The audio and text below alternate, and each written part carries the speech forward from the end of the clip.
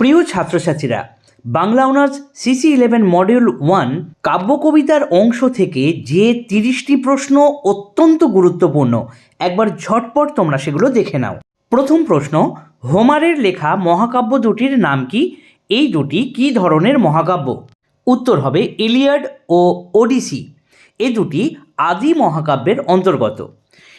দুইজন কবিয়ালের নাম লেখো।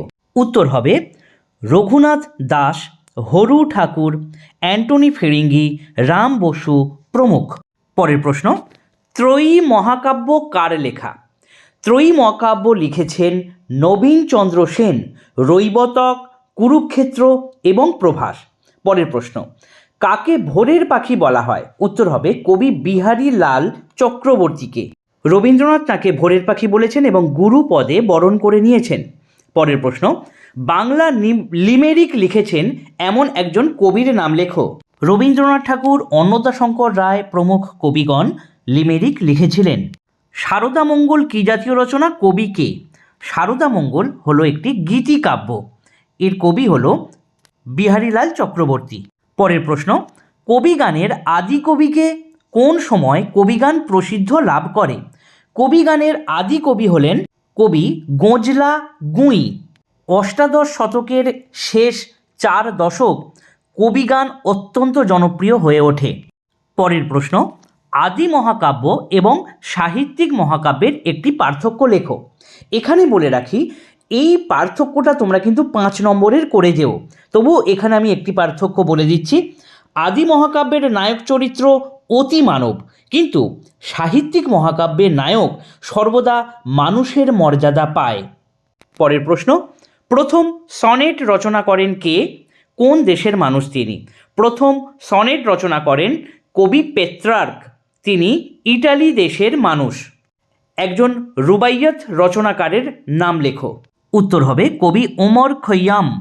পরের প্রশ্ন, কবি বিহারীলালকে সার্থক গীতিকবি কেন বলা হয়? উত্তর, গীতি কবিতাই যে বাংলা কাব্যের একমাত্র মুক্তি, তার প্রথম প্রমাণ পাওয়া যায় বিহারীলালের কাব্যে। কবি বিহারীলাল সর্বপ্রথম সচেতনভাবে আখ্যান বা কাহিনী থেকে বাংলা কাব্যকে মুক্তি দিয়েছিলেন।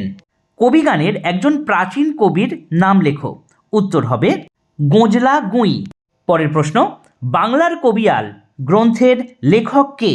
উত্তর হবে সজনীকান্ত দাস। পরের প্রশ্ন, একজন শ্রেষ্ঠ কবিয়ালের নাম লেখো। উত্তর হবে শ্রেষ্ঠ কবিয়াল ছিলেন রাম বসু। পরের প্রশ্ন, সনেট শব্দটি কোথা থেকে এসেছে? এর অর্থ কী? ইটালীয় শব্দ সনেত্তি থেকে সনেট এসেছে। এর অর্থ হলো মৃদু ধ্বনি।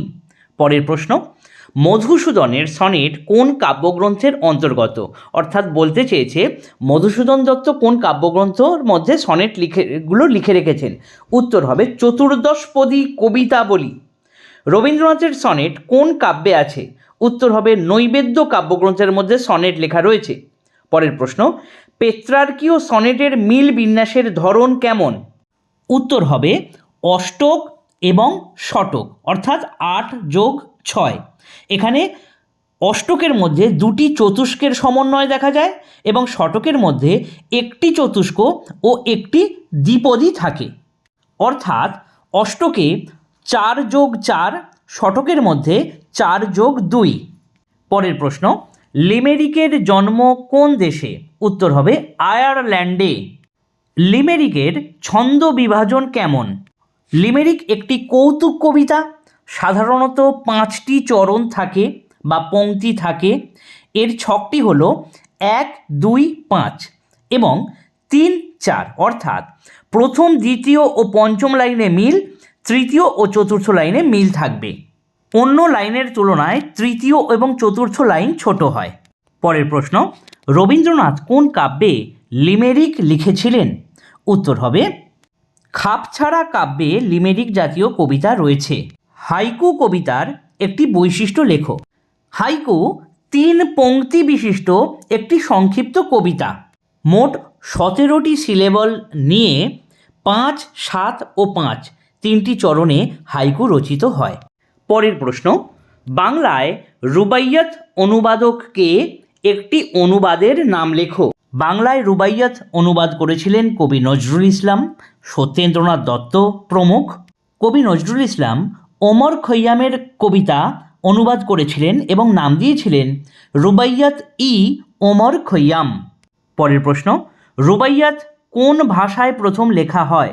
উত্তর হবে ফার্সি ভাষায় প্রথম লেখা হয়। বাংলা সনেট প্রথম কে লেখেন? উত্তর হবে কবি মধুসূদন দত্ত। পরের প্রশ্ন, হাইকুর জনক কে?